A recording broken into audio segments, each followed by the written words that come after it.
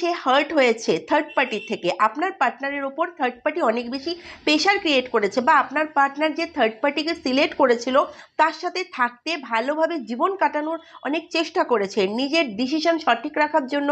আপনার পার্টনার অনেক বেশি এফোর্ট দিয়েছেন, অনেক বেশি চেষ্টা করেছেন থার্ড পার্টির সাথে তালমেল রাখার জন্য, থার্ড পার্টির সাথে সিচুয়েশন ব্যালেন্স রাখার জন্য। আমার মনে হয় আপনার পার্টনার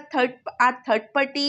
সম্পর্কটা পাবলিকলি সামনে নিয়ে এসেছেন, অনেক মানুষ থার্ড পার্টির ব্যাপারে জেনে গেছেন,